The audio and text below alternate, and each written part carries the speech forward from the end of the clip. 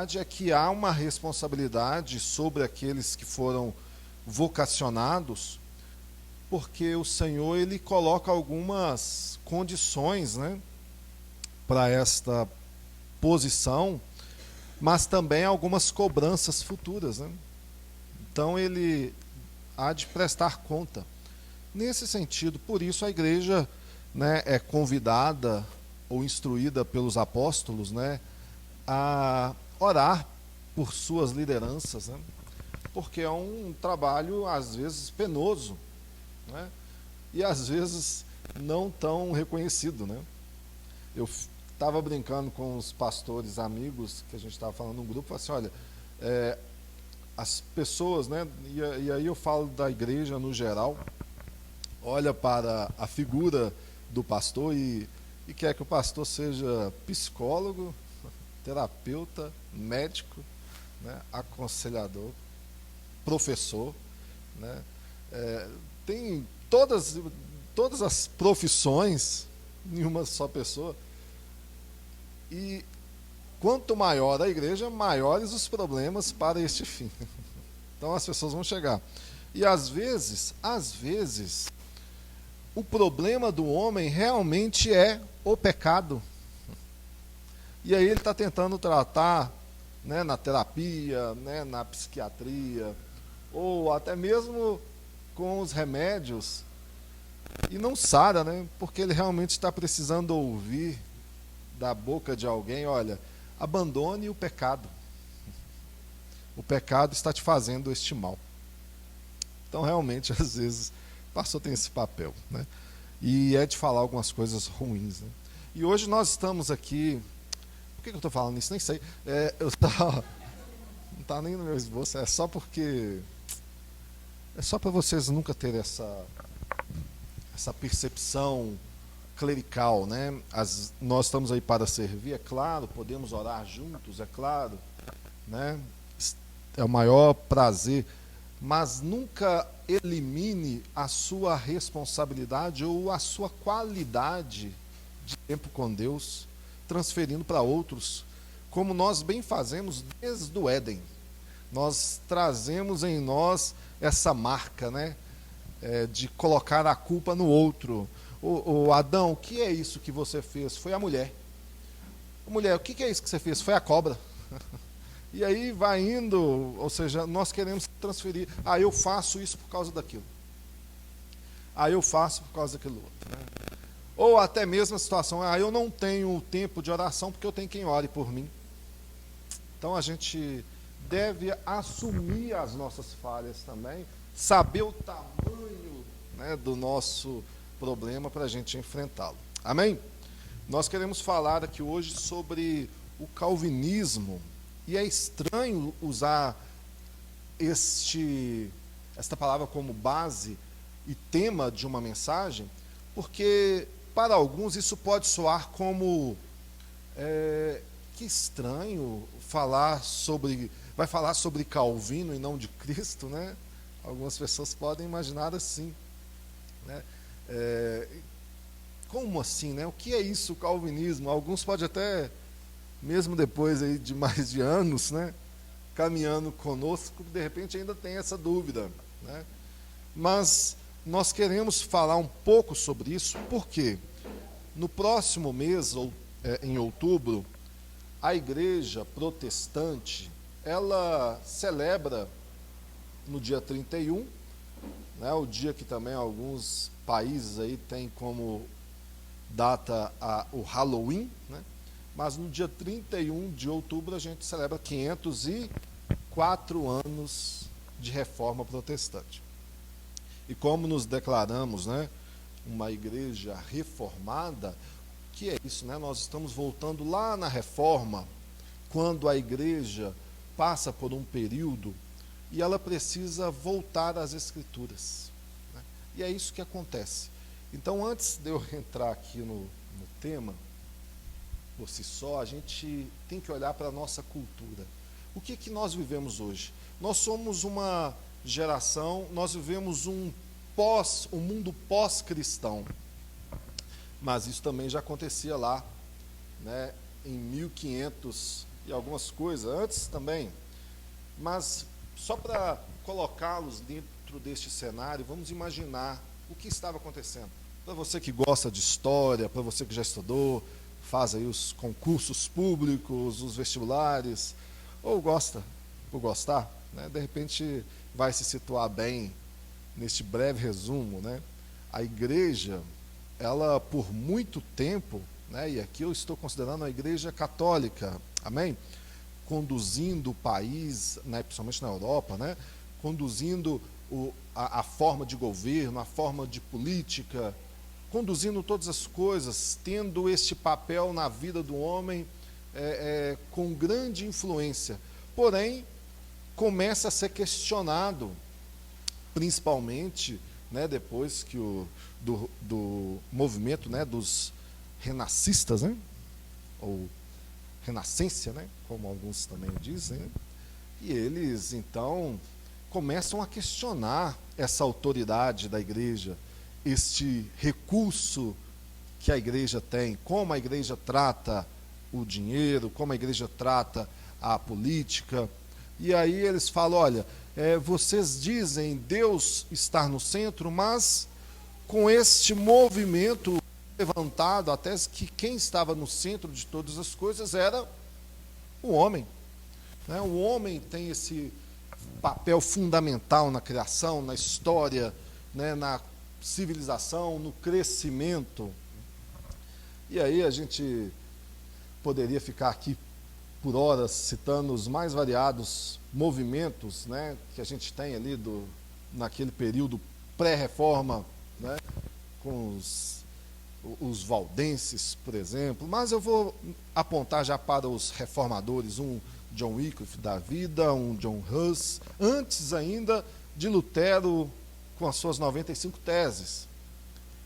Eles já começam a declarar, olha, nós precisamos repensar a igreja, nós precisamos repensar o que é o nosso papel como igreja, quem é Deus no centro.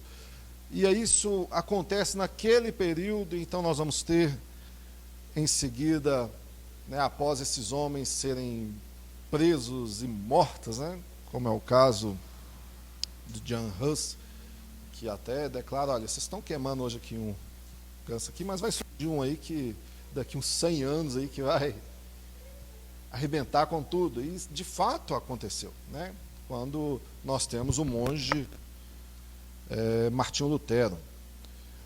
Então, assim, nós temos esse cenário que acontece, tem a reforma, igual nós já o conhecemos, eu não vou focar muito nelas aqui, e eles voltam às Escrituras, voltam a Deus sendo o centro de todas as coisas e colocando o homem na sua condição, que é de pecador, e Deus na condição de soberano.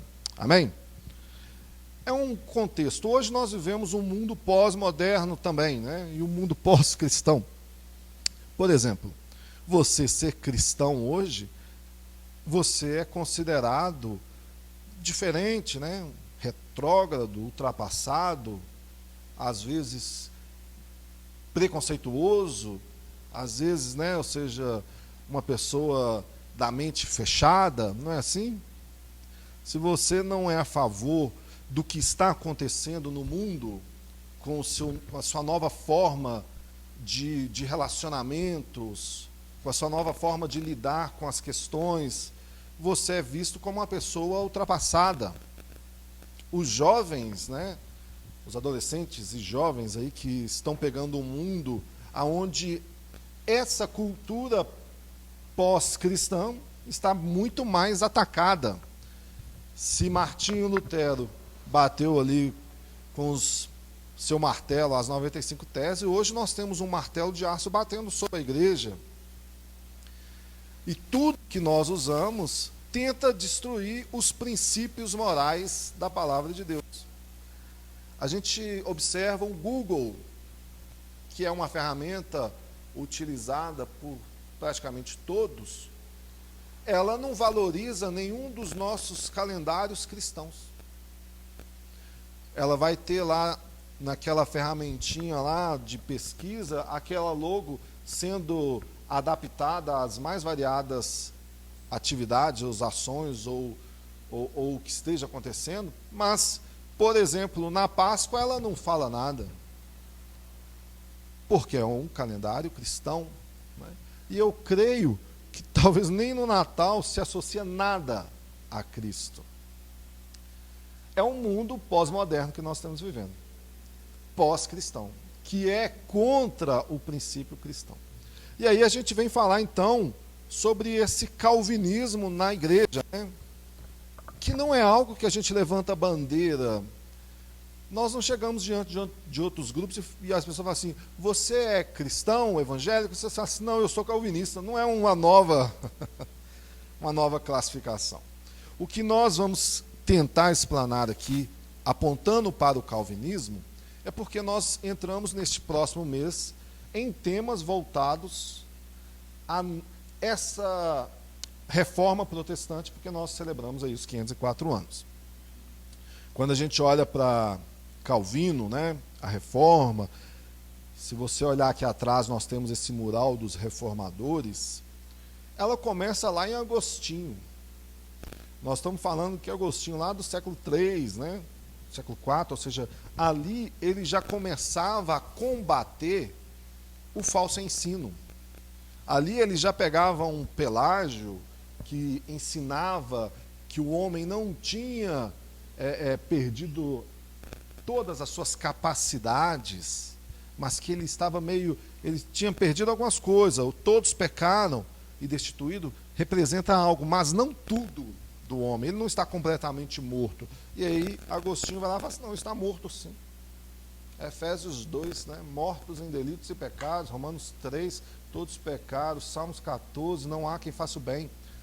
Ele vai bater na tecla e vai mostrar realmente o homem é pecador. E se ele é pecador e ele está morto em seus delitos e pecados, ele precisa da obra de Deus, de vir e resgatar o homem.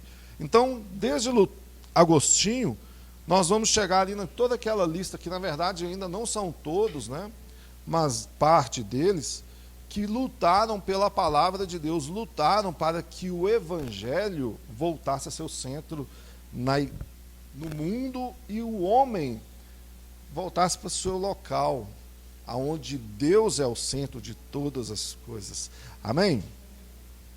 Então, nós temos uma herança hoje, uma herança reformada, realmente, uma herança das pessoas que lutaram, perderam suas vidas, foram perseguidos, presos, mortos, por causa da fé, por causa da palavra de Deus. Sabe a Bíblia que você tem hoje aí?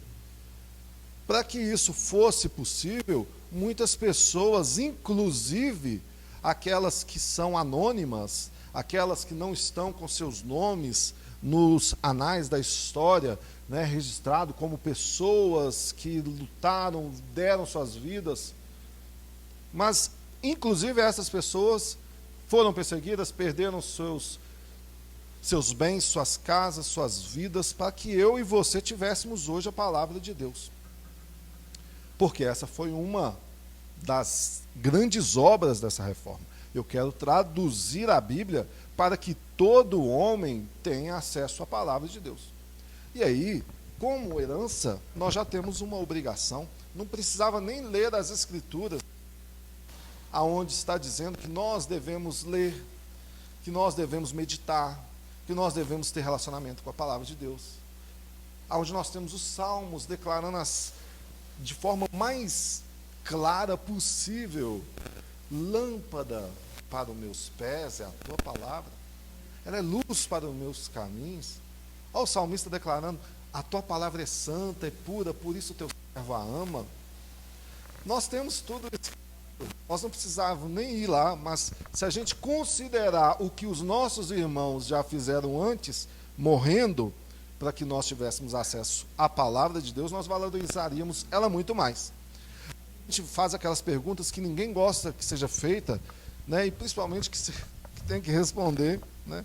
Você fala assim: levanta sua mão aí, você que já leu a Bíblia toda. Daí é a hora que você fala assim: não, eu já li muitos trechos. E eu creio que já deve ter dado a Bíblia toda. Eu leio de vez em quando. Você que esta semana, durante todos os dias da semana, teve o seu momento de ler a palavra de Deus. Você vai pensar aí, de repente, falar assim, será? E quando eu digo ler, não é somente abrir a Bíblia ali, colocar o dedo em um versículo e ler. Não, estou falando ler. Ser alimentado, ter os salmos, por exemplo, como uma base para que você tenha uma direção de vida. Deixa eu entrar na mensagem aqui, né? Senão vai chegar, estou vendo aqui. Eu reconheço assim, né, que a gente tem muito assunto para falar sobre isso, mas o fator é que o que esses cristãos já fizeram no passado, né, eles nos desafiam. E ser cristão, irmãos, é uma bênção, amém?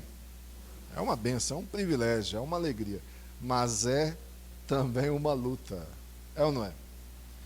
É difícil, é complicado, às vezes realmente essa palavra é desafiador, porque primeiro, o mundo que você vive hoje, ele está te oferecendo tudo que é contrário à palavra de Deus, e falando assim, isso é muito bom. E você vai e fala assim, não, mas eu quero viver uma vida que agrade a Deus. As pessoas, não estou falando no diabo não, estou falando as pessoas, vão falar assim, você é cafona, você é um trabalhador, você está doido. O diabo olha para algumas pessoas e fala assim, nu, pior que eu. Mas a gente ainda às vezes dá ouvido, né? Eu quero falar aqui hoje sobre o conselho de Deus para as nossas vidas. O que esse tal calvinismo então é, né? É todo o conselho de Deus. Está lá em Atos capítulo 20. Abra sua Bíblia em Atos 20.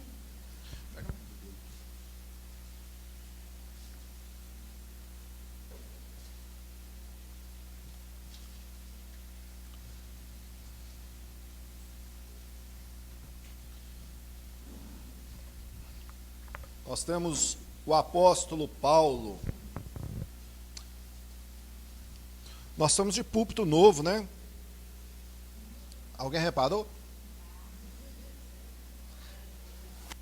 Ele é para nós lembrarmos que nós temos que ter a nossa vida centralizada na cruz de Cristo.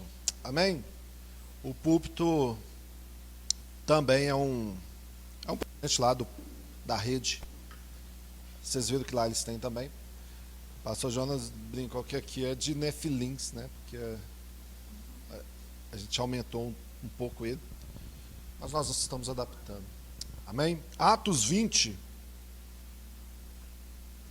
A palavra de Paulo aqui aos Efésios, né? É interessante, ele quer encorajar esses irmãos, os anciãos, no futuro serviço que eles tinham ao Senhor. E diz assim, a partir do versículo 18: Vós mesmos sabeis como vivi entre vós o tempo todo. Desde o primeiro dia em que pus os pés na Ásia, servindo ao Senhor com toda a humildade, com lágrima e com as provações que me aconteceram através das conspirações dos judeus. Como não me esquivei de vos declarar nada que fosse proveitoso, e de vos ensinar em público e de casa em casa, testificando tanto a judeu como a gregos do arrependimento para com Deus e da fé em nosso Senhor Jesus Cristo. E agora eis que vou para Jerusalém, constrangido pelo Espírito, sem saber o que me acontecerá lá, a não ser que o Espírito Santo testifique a mim em cada cidade que prisões e aflições me aguardam. Mas eu não considero minha vida de qualquer valor, nem como preciosa para mim mesmo, se apenas eu puder terminar minha carreira e o ministério que recebi do Senhor Jesus, para testemunhar o evangelho da graça de Deus. E agora, eis que sei que nenhum de vocês, entre os quais tenho vindo proclamar o reino, verá minha face novamente. Portanto, hoje vos testemunho que sou inocente do sangue de todos. Nossa, isso é pesado, hein? Pois não me esquivei de vos declarar, anunciar o quê? Todo o conselho de Deus. Prestem muita atenção a vocês mesmos e a todo o rebanho, do qual o Espírito Santo os constitui supervisores para cuidar da igreja de Deus, que ele obteve com o seu próprio sangue. Sei que depois da minha partida, lobos ferozes entrarão no meio de vocês, sem poupar o rebanho. E de entre vós mesmos surgirão homens falando coisas distorcidas para atrair os discípulos após ele. Portanto, fique alerta, lembrando que durante 3 anos não parei de noite nem de dia para admoestar a todos com lágrimas. E agora eu recomendo a você, a Deus e a palavra de sua graça, que é capaz de vos edificar e dar herança entre todos os que são santificados. Amém? Senhor, nos abençoe neste momento. Fala conosco por meio da tua palavra. Em nome de Jesus. Amém. Pois ele já tinha apresentado. E ele está falando algo aqui que para nós também é uma responsabilidade gigantesca. Ele fala, ó, eu dei para vocês todo o conselho de Deus, todo. E eu estou encorajando a vocês a viver com coragem nesta verdade. Então, assim, quando ele fala de todo o conselho de Deus, ele está falando de tudo aquilo que está ali na palavra de Deus para eles. E é basicamente sobre isso que nós vamos falar aqui com o tema deste calvinismo. O que é isso, né?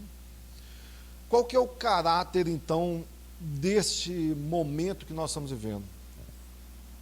É um calvinismo corajoso ou não, né? Qual verdade que nós devemos abraçar, viver e ensinar, né? Eu quero de 5 pontos, não do calvinismo, que eu tenho certeza que todos vocês sabem qual é, os 5 pontos, né, do calvinismo, né? Tulipe. Se eu falar para alguém aqui, levantar e citar os 5, aí vai citar, vai? Eu estou quase pedindo o Nicolas ali, que o Nicolasinho não fala, não para de falar, não, já viu, né? Nicolasinho é ótimo. Mas nós temos a tulipe, os 5 pontos, mas não é esses 5 pontos. A tulipe é a chamada total depravação, a eleição, a expiação, a graça e a perseverança. Então nós temos 5 doutrinas, que são 5 pontos, mas não é isso. Eu quero falar sobre 5 formas que este calvinismo pode influenciar em nossas vidas. Só para ilustrar, Charles Haddon Spurgeon, né, o conhecido pregador chamado príncipe dos pregadores, né, ele certa vez declarou: eu pessoalmente acredito que não seja possível pregar a Cristo e ele crucificado, a menos que estamos pregando o que hoje é conhecido como calvinismo. Então o calvinismo é apenas um apelido, né? Ele está dizendo aqui que calvinismo, na verdade, ele é o evangelho. Então, para vocês não ficar achando que de repente nós estamos ensinando alguma coisa diferente do evangelho, não, a gente sempre fala aqui do que com este calvinismo, um sistema de interpretação bíblica aqui, né? Que Deus soberano é o centro de todas as coisas e o homem é pecador. É isso que nós ensinamos com esse ponto, né? Mas o primeiro ponto que eu quero falar aqui é sobre um calvinismo corajoso, por conta desta introdução que eu coloquei do cenário que nós vivemos, do mundo que nós estamos vivendo. Quando a gente lê aqui nessa passagem, Paulo está dizendo, olha, eu não escondi nada de vocês. Verso 20 fala, eu explanei para vocês tudo, ou seja, que eu falei, não tinha nada ali que não fosse realmente proveitoso. Mas o verso 27, que é a grande chave desse trecho, é: todo o conselho de Deus foi exposto diante de vocês. E é o que nós também precisamos olhar. Paulo está falando aqui, olha, Jesus ele envia o seu Espírito para nós, para seus discípulos, e ele fala com que nós devemos fazer o quê? Aquela chamada grande comissão: e pregai a toda criatura. Isso é uma ordem, né? Isso não foi um conselho, isso não foi uma recomendação. Ó, se você tiver tempo na sua vida, se você achar interessante, se você achar, não tem um si, não. Existe somente uma ordem. Portanto, ide e pregai. É uma ordem. Sabe o que nós entendemos às vezes como ordem? Lá quando você está, vou colocar em duas condições. Uma é você funcionário, sua empresa, seja lá qual for, e aí, de repente, você está fazendo uma tarefa, daí chega lá o patrão, o chefe, o proprietário, o gerente, quem quer que seja, e fala assim: não, para de fazer isso agora e faça aqui para mim. Fala assim: não, mas isso aqui, não, mas isso aqui é mais quem está mandando. Quem pode, né? Quem pode, manda, né? Obedece quem tem juízo, né? Ou em uma outra circunstância, você como autoridade sobre o seu filho, né? Ele está lá jogando videogame, brincando, fazendo qualquer coisa, você fala assim: ó, parou, hora de banho, ou hora de estudo, ou hora de comer. É um papel de quê? Autoridade. Coloquei nos dois cenários, um você obedecendo e o outro você mandando, né? Nós estamos falando de Jesus, e Jesus é um rei. Imagina você diante de um rei. Nós não conhecemos o que é isso, porque nós não vivemos numa monarquia, né? Às vezes eu acho ruim, para ser bem verdade, mas nós vivemos aí num outro sistema. Mas se tivesse um rei, e o rei falasse: você vai fazer isso, e você não fizesse, o que ia acontecer? Perde a cabeça, né? Lembra lá da Alice no País das Maravilhas, né? Tinha a cabeçuda lá assim, a vilã, ela, corta a cabeça. Ia ser algo parecido com isso. Mas nós temos Jesus, o Rei dos Reis, o Senhor dos Senhores. A Bíblia o trata como o Rei do Universo. Os anjos se prostram, anjos. Você consegue enfrentar um anjo? Os anjos se prostram diante dele. A Bíblia diz que todos os povos se prostrarão, ou seja, terão os seus joelhos quebrados, ou se prostrarão em adoração. Mas todos se prostrarão. Este rei, que não é somente um rei de glória, mas também o nosso Salvador, ele diz assim: portanto, ide. Ele dá uma ordem. E às vezes a gente fala assim: não, isso é ordem para outros, é para os evangelistas, missionários, pastores. Não, é uma ordem para todos que são da igreja. Ele nos dá esta ordem da gente ir ensinar, pregar. O que Paulo estava dizendo aqui nesse trecho? Olha, por 3 anos, eu fui de casa em casa. Por 3 anos eu estava lá ensinando. Eu falava, eu compartilhava. E às vezes, hoje em dia, nós temos a dificuldade de falar isso dentro de casa. Nós precisamos de um calvinismo corajoso. Então entenda, um evangelho corajoso. A herança que nos foi deixada pelos calvinistas, pelos reformadores, nos mostrou que eles estavam muito comprometidos com tudo que Deus revelou na sua palavra. Então nós não podemos pegar essa herança e falar assim: eu vou pegar somente algumas coisas que eles trouxeram de bom. Não.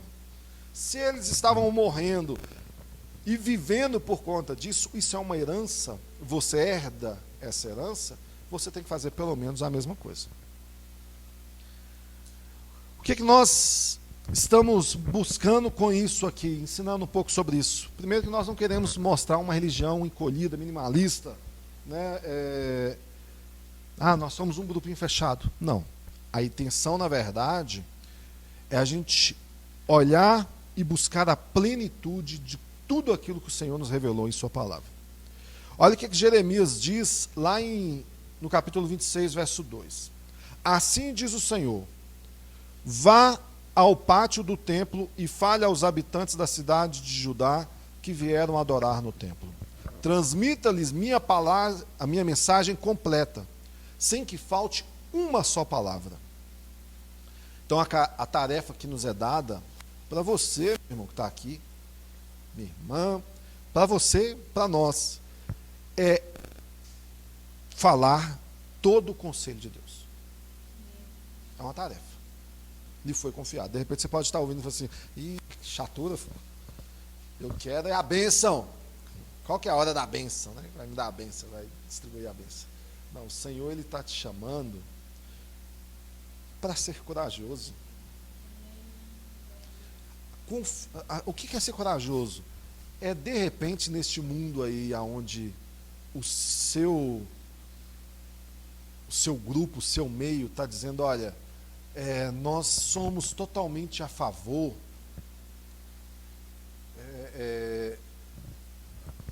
do divórcio, do aborto, dos relacionamentos, dos gêneros, de todas essas coisas. O mundo está dizendo tudo isso, e você tem um princípio, assim, olha, pela palavra de Deus que me foi revelada e transformou meu coração de pedra, eu até te respeito como pessoa, ou seja, tem sua personalidade, seus pensamentos, mas eu sou totalmente contra, porque a palavra do meu Deus me mostra diferente. Tem que ter postura. E a pessoa de repente fala assim: mas por quê? Porque a palavra de Deus diz assim, assim, assado. Todo o conselho de Deus exige que você conheça qual que é o conselho. Então você deve o quê? Ler, estudar, praticar, né? O que o crescimento nosso, ou seja, aonde que ele está baseado? Na palavra de Deus, e crer que ela é inerrante. Nós cremos que a palavra de Deus não possui o quê? Inerrante? Não possui erros. Amém? Nós cremos na suficiência. Nós cremos que a palavra de Deus, ela é sim este alimento que nós precisamos nos dias de hoje. Certa vez Calvino diz assim: olha, uma alma privada da palavra de Deus, privada da Bíblia, da revelação, ela é entregue, desarmada ao diabo para a sua destruição. E é verdade. Se você avaliar uma pessoa que está aí no mundo, escravizada pelo pecado, que já sofre, ou seja, desta vida longe de Deus, e se ela não tem a palavra de Deus, que é a única que pode libertá-la, o que está acontecendo com ela? Ela é uma presa, né? Totalmente desarmada. Então a nossa confiança, a nossa convicção é que a palavra de Deus realmente é a nossa espada. Amém? Comentando sobre Jeremias 42, versos 5 e 6, o mesmo Calvino, ele diz assim, olha, lá está escrito assim, nessa passagem: dissera a Jeremias que o Senhor seu Deus seja testemunha verdadeira e fiel contra nós, se nós obedecemos tudo aquilo que Ele nos ordenar. Olha que coisa. Quer suas ordens nos agrade, quer não. Obedeceremos ao Senhor nosso Deus, a quem o enviamos com nossa súplica. Pois se obedecermos ao Senhor nosso Deus, tudo irá bem para nós. Isso o povo falou para Jeremias. E aí, Calvino diz o seguinte: olha, se desejarmos provar nossa fidelidade a Deus, né, a única maneira de considerar isso é que a sua palavra é obrigatória para nós. Ou seja, nós não devemos murmurar contra ela. Quem faz isso são os ímpios. Então, se a palavra de Deus diz, olha, abandone o pecado, você deve abandonar, não murmurar, porque o Senhor não me conhece, o Senhor não sabe. A gente sabe quando você quer dialogar com o seu pecado, você não está dialogando com Deus, você está dialogando com o seu pecado, com você mesmo. Né? O Senhor me conhece desde pequeno, eu era assim. Sim, Ele te conhece, é verdade. Ele sabe qual que é a sua fraqueza, Ele sabe o tamanho da lama, porque Ele também passou por ela. Foi isso que Jesus fez aqui em carne, né? Não morreu na cruz um Deus, né? Morreu na cruz um homem, que era homem e era Deus. Mas quem morreu ali não foi a divindade, porque a divindade não pode ser morta, né? Mas quem morreu foi um homem que sentiu as nossas misérias, sentiu as nossas fraquezas. Ele sabe. Mas ele se colocou diante de Deus e falou assim: olha, a minha confiança está nele. Na hora que ele estava com fome, o diabo chegou perto dele, como chega diante de nós, e falou assim: você pode, você está com fome, é justo. Sabe aquela hora que você fala assim: é justo eu viver isso, é justo, olha o tanto que eu já sofri, é justo, você pode fazer, pode pegar, pega essa pedra aí e transforma em pão. Jesus fala assim: nem só de pão vive um homem. É a hora que você tem que ter a palavra de Deus, né? E olha, tudo isso te darei se prostrado me adorar. Parece que é o discurso que a gente escuta hoje em dia nas igrejas, né? Prostre-se diante, tenha tudo, reino, glória, poder, riqueza. Quem ofereceu isso não foi Cristo, foi o diabo, né? Nós falamos nessa semana no devocional sobre isso, né? De aceitar a palavra de Deus em sua plenitude, que inclusive aonde ela nos belisca também, não somente aonde está nos agradando. Então é necessário que nós estejamos comprometidos com uma teologia bíblica completa. R.C. Sproul, né? Robert Charles Sproul, um grande mestre que nós perdemos recentemente, ele aprofundou ali no seu compromisso, né, da sua liderança, na defesa dessa inerrância da Bíblia. Sabe o que as pessoas começam a falar assim: a Bíblia é cheia de erro.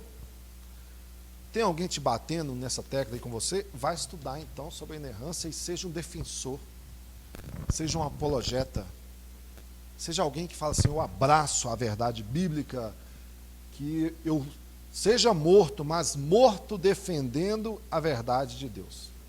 Faça isso. Porque a inerrância, né, acabou se tornando para ele ali uma pedra de toque verdadeiro, assim, do que era a fidelidade da palavra de Deus. Alguns podem tentar enfatizar assim: olha, com tudo isso que você está me dizendo, sabe o que acontece com um crente que vai para a palavra de Deus, que foca nisso, que quer isso? Ele vai se tornar, vai falar que a teologia vai matar a sua fé, vai matar o seu fogo. A letra mata. Não é isso que a gente escuta? Eu, na verdade, acho que ela, se eu não me engano, não sei se é Iago Martins que fala isso, alguém falou assim: ela não apaga, né? Ela não esfria, ela apaga o fogo estranho, né? E é uma verdade, né? Sabe aquele fogo esquisito? É isso que a teologia vai trazer, ela vai te ensinar. Não significa também que nós temos que ter na igreja, né, somente os teólogos, né? Mas o que essa tradição trouxe para nós? Ela acabou nos mostrando que é importante nós conhecermos a palavra de Deus para nós não sermos conduzidos pelo erro, para nós não sermos conduzidos pela moda, né, pelo momento atual. Então nós temos que ter a nossa vida dirigida pela palavra de Deus. Amém? Essa herança reformada, ela vai dizer o seguinte, né? Que nós temos sim que conhecer a palavra de Deus, temos, mas principalmente uma vida de piedade, né? Uma vida amorosa, né? Uma vida de adoração, uma vida de serviço ao Senhor com alegria, com prazer. Esses elementos que estavam ali naquele calvinismo inicial, eles fluíram das Escrituras. Então, o que nós queremos é que essa doutrina, que esta vida da palavra de Deus envolva todo o nosso ser, tudo que nós fazemos. Ou seja, ser renovados realmente nessa plenitude, né, de uma vida que serve ao Senhor, vai fluir das Escrituras, vai fluir do relacionamento que nós temos uns com os outros, aprendemos, né, uns com os outros. Então as nossas vidas, elas têm que ter um padrão de estudo da palavra de Deus, de sacramentos, de comunhão, de dia de descanso, de salmos. Olha como que nós perdemos algo.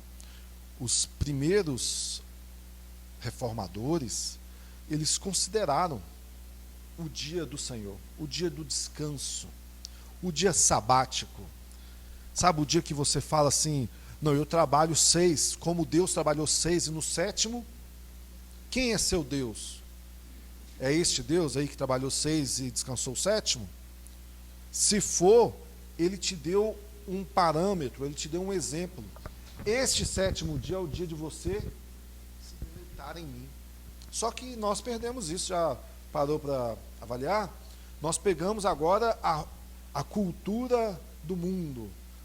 Nós às vezes pegamos um dia, e hoje nós tratamos esse dia como o primeiro dia, porque foi o dia em que Cristo ressuscitou, mas nós simplesmente ignoramos. Hoje em dia a gente, eu tenho o que no dia de domingo?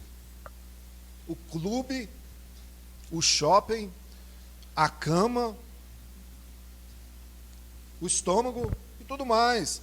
E tem o culto ainda, né, às vezes. Sabe o que a igreja, nessa cultura, e assim, a nossa cultura é diferente. Nós criamos um modelo de culto, aonde nós passamos 2 horas aqui. Tem países, tem outras culturas, em que não existe essa questão de você vem para a igreja e vai embora depois de 2 horas. Você chega de manhã e vai embora à tarde. Você passa o dia junto. Você tem escola bíblica, você tem almoço junto, culto junto, comunhão, confraternização. O dia é do Senhor, não é o dia seu. Só que nós, hoje em dia, não. Hoje em dia, você quer caçar briga, inclusive com o crente, você fala assim, vamos passar aqui, nós vamos começar o culto às 9, mas nós vamos até 1 hora hoje, 2 horas, a gente vai até oferecer almoço. Tal. Você, misericórdia, e meu almoço? Nós vamos oferecer, não, meu almoço lá com meus pais, com minha sogra, com minha mãe, com minha tia, e meu shopping, o jogo, as pessoas brigam. Nós perdemos isso, porque as pessoas falam assim, fui lá na igreja, passei 2 horas, está ótimo. Não, sabe o que é o dia do Senhor? O dia do Senhor tinha que caracterizar em continuidade, no pré-culto, culto e pós-culto. No pós-culto é você com sua casa realmente. De repente, vamos falar sobre o que foi dito hoje na igreja? Vamos comentar aqui sobre aquele momento de louvor? Aquele livro, vamos ler? Vamos ter um momento aqui de oração, de leitura? É o dia do... Mas só que nós consideramos isso, não, dia nosso. Dia do Senhor. Já dei 2 horas? Será que ele quer mais de 2 horas minha ainda? Dia do Senhor, irmãos. Meio pesado, né? Nós precisamos avaliar, reavaliar como nós estamos tratando o nosso cristianismo. Amém? O segundo ponto é nós temos um calvinismo coerente e crescente. Esse calvinismo deve mostrar a coerência da nossa vida, sabe? Ele deve abranger tudo o que nós temos e fazemos, todas as áreas. Porque tudo que nós fazemos, a nossa criação de filho, o nosso trabalho, a nossa vida na igreja, a nossa vida na sociedade, a nossa vida como filho de Deus, tudo deve ter como base a nossa percepção bíblica. E nós temos uma herança, não foi isso que eu comecei falando? A herança nos mostrou que a nossa vida de adoração, ela deve externar aquilo que é a nossa forma de ver, a nossa convicção, a nossa teologia. Ela deve abranger todas essas áreas. Consistência não é fácil, a gente sabe, né?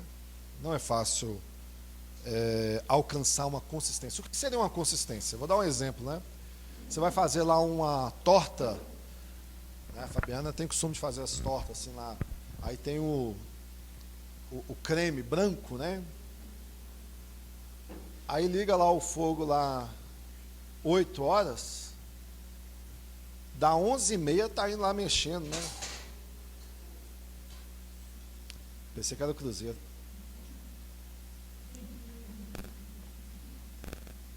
Eu olhei para a cara deles.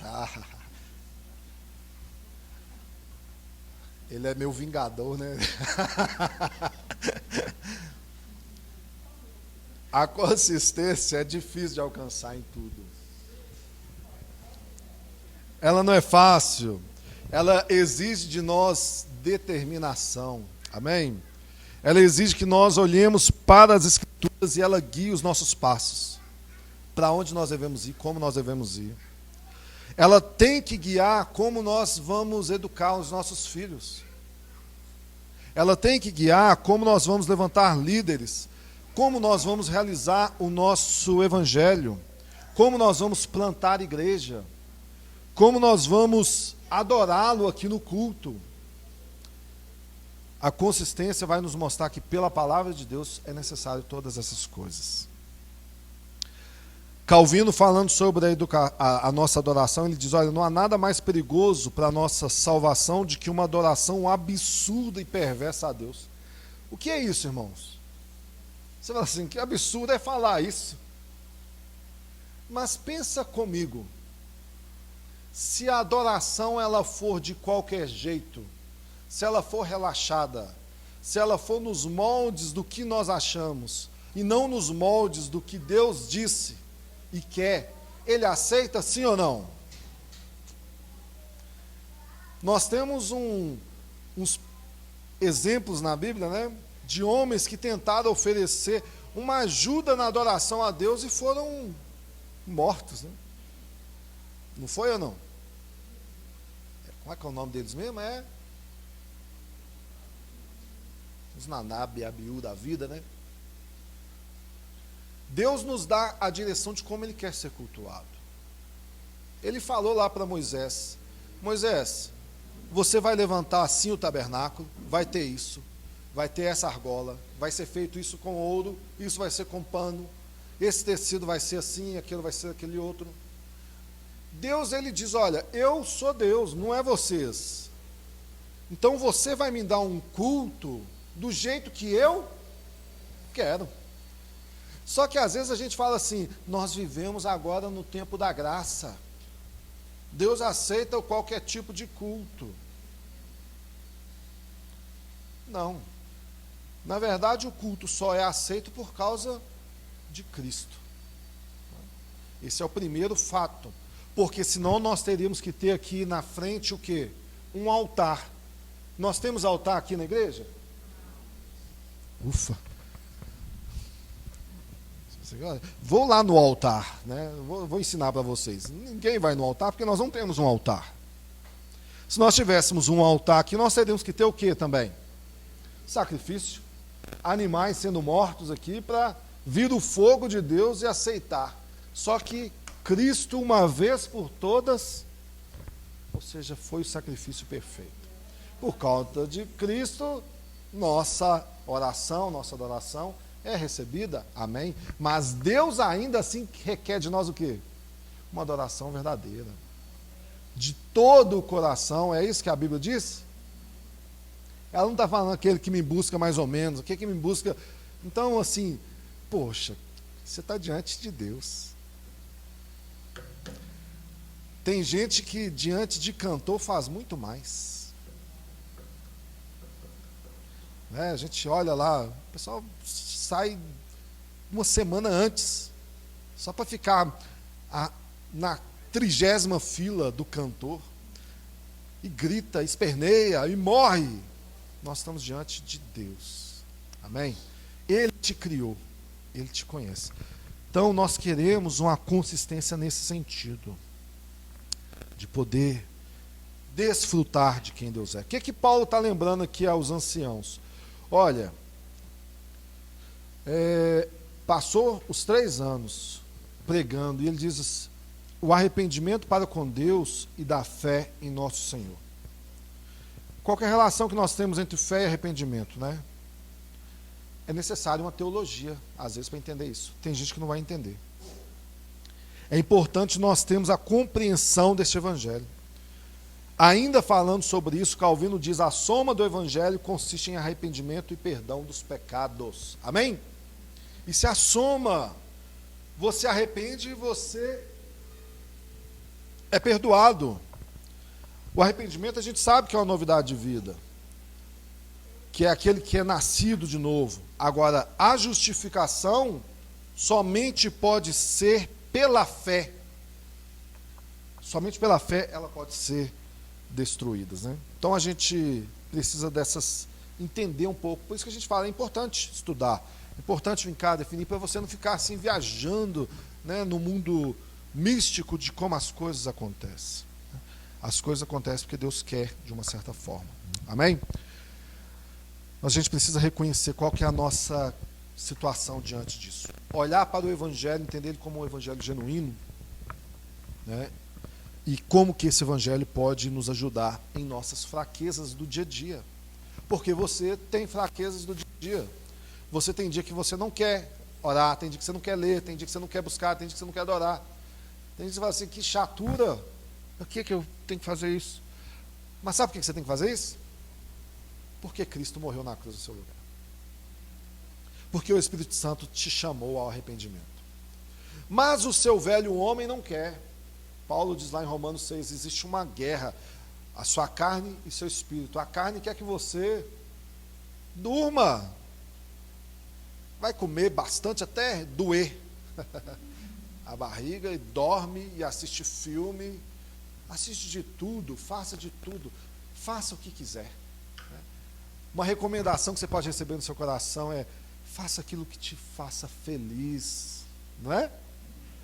Assinado o diabo. Porque o que te faz feliz? De repente é ter muito dinheiro, não é? E poder comprar um helicóptero e passar aqui no Borel, né? E falar assim, eu tenho um helicóptero, e jogar notas. Mas de repente, como você não tem condição disso, para você conseguir, você tem que ir lá e assaltar o banco central. Mas se te faz feliz, vai e faça. Não é o mesmo conselho, né? Não, eu queria ser como aqueles sheik árabes lá, né? Ou como Salomão, para ninguém ficar aí, ter 1000 esposas. Ficou doido. Vocês viram lá o resultado dele? Deu ruim, né? Não foi um negócio assim, ó, o cara ficou tanto poder, tanta glória, tem minhas 1000. Ficou louco. E perdeu ainda, separou os reinos, hein? Acabou com Israel. Nós temos agora o reino do norte e do sul por causa disso. Nós precisamos de um calvinismo que aponte para Cristo, que seja totalmente cristocêntrico. Paulo está lá dizendo aos Efésios: a fé em nosso Senhor Jesus Cristo. O Evangelho é da graça de Deus. Verso 21 e 24. Nós precisamos que Ele nos mostre essa obra expiatória de Cristo. A vitória de Cristo sobre a morte, a sua ressurreição, Ele como nosso grande profeta, como nosso grande rei, Ele que nos deu o teu Espírito Santo e que está em nosso coração. Isso deve ser o centro da nossa vida, o centro do nosso estudo e o centro da nossa pregação. Amém? Nós devemos olhar para Cristo como central em tudo, em todas as decisões. Vai mudar de região, Cristo tem que ser considerado. Mas hoje em dia já parou de pensar que nós não consideramos isso mais também? A gente, eu quero morar lá perto da Lagoa da Pampulha. Pode querer mudar até para, como é que é o nome lá? Dubai. Qualquer lugar. Lógico que você vai enfrentar lá os jihadis muçulmanos lá, mas enfim, você pode ir para qualquer lugar. Mas Cristo tem que ser o centro das nossas decisões. Senhor, este é o meu desejo, mas esta é a sua vontade, eu fazer essa mudança. Ou seja, eu quero mudar de emprego. Senhor, esse é o meu desejo, mas essa é a sua vontade. Senhor, eu quero colocar meu filho nessa escola, eu quero... Todas essas coisas, a gente tem que lembrar que Cristo é o centro e não nós. Amém, irmãos? Todas as suas decisões, coloque diante do Senhor. Lembre sempre disso. Seja humilde o bastante para falar, eu preciso da sua direção, Senhor. Fale com Deus, Deus te escuta, Deus te responde. Oração é isso. Amém? Às vezes, Deus vai sim usar aí um colega seu aí da igreja, algum irmão, algum, né, que você vai compartilhar e vai vir uma palavra de sabedoria dali. Então, seja sempre focado em Deus te dar a resposta. Nós queremos que este calvinismo seja cristocêntrico para evitar a gente pegar qualquer sentimento sectário que tenha por aí, inclusive reformado, de que somente nós somos cristãos, sabe? Existe um perigo disso. Eu sou calvinista, só eu sou crente, certo, os outros são errados. Não caia neste erro, pelo amor de Deus. Amém? Nós não olhamos para o outro e falamos assim, o outro é lógico que nós combatemos a heresia, o falso ensino, o erro. É por isso que você estuda. Mas não te coloca numa condição de, eu sou superior aos demais. Não faça isso não, em nome de Jesus.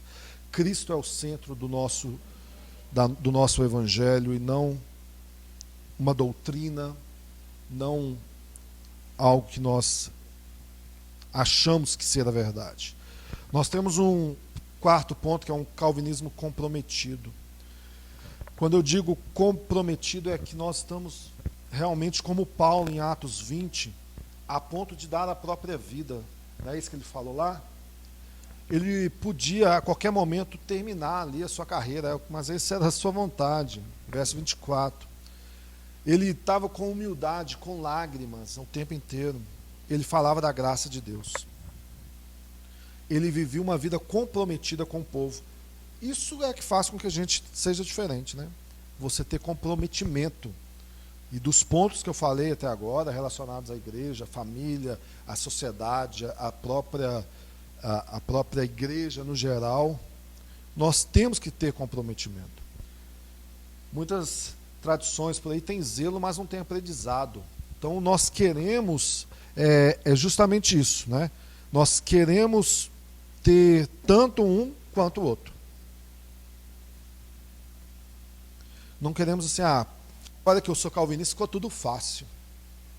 Eu creio em Deus que me salva, como consequência eu posso viver a minha vida, eu não perco a minha salvação, eu vivo mais ou menos a minha vida na igreja de comprometimento, ou seja, a igreja não precisa, por exemplo, da minha oferta, da minha contribuição.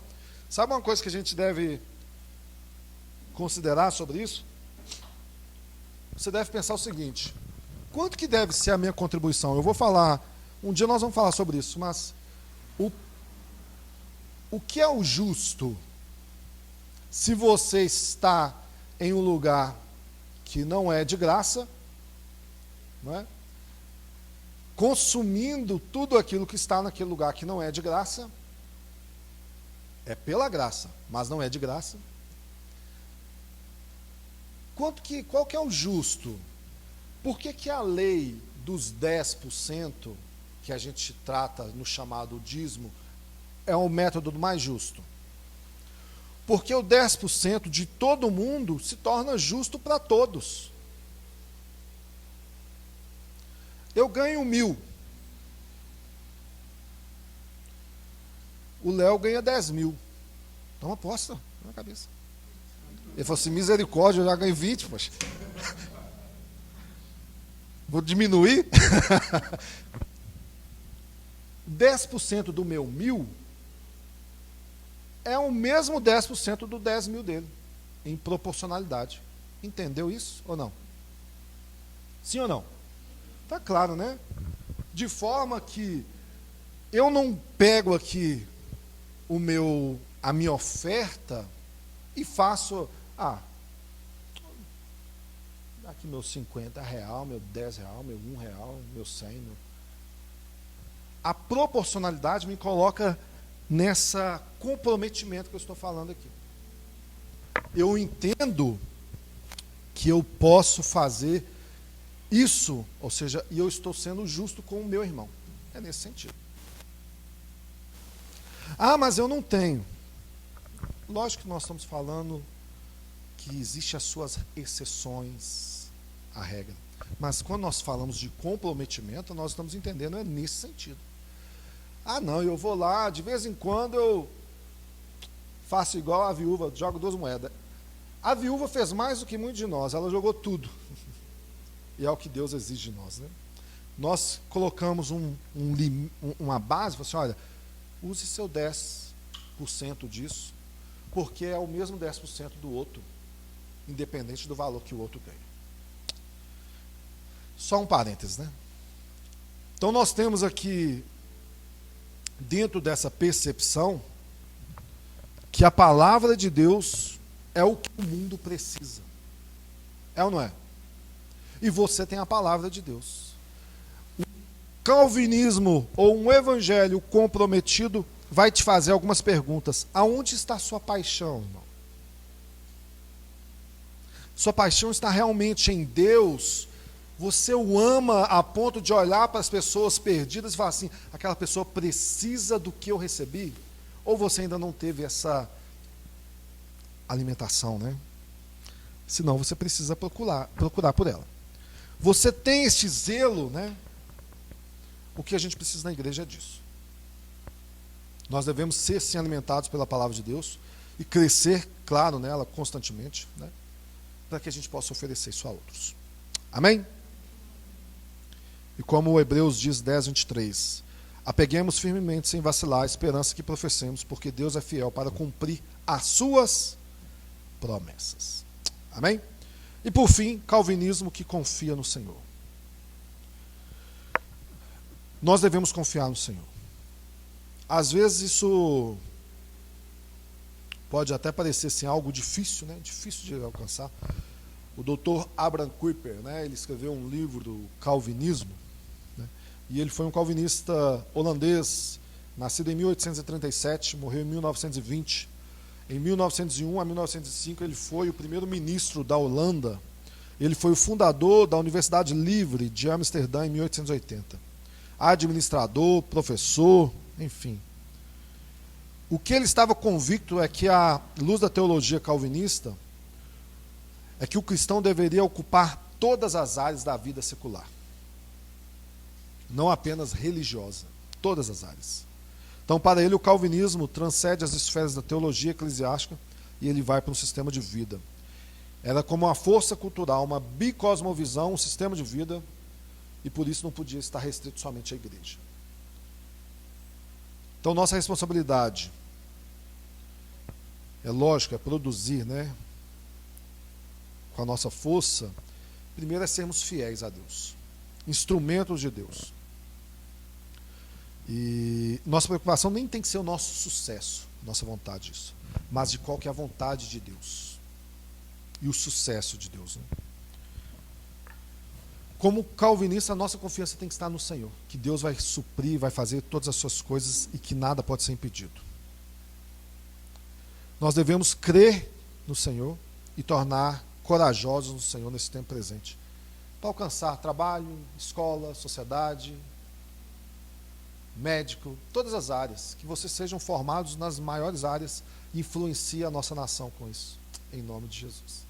Isso é ser um calvinista confiante no Senhor. Amém? Vamos orar, em nome de Jesus. Pai, obrigado, porque a Tua palavra nos ensina sobre várias coisas nas nossas vidas, com educação, com instrução, exortação, santificação. E nós precisamos do Senhor. Essa é a grande verdade, Pai. Em nome de Jesus, Pai, guarda as nossas vidas aqui, nesta hora. Faz de nós, ó Deus, homens e mulheres cheios do Teu Espírito, que proclamam a Tua glória em verdade, neste mundo mau. Em nome de Jesus, Pai. Em nome de Jesus.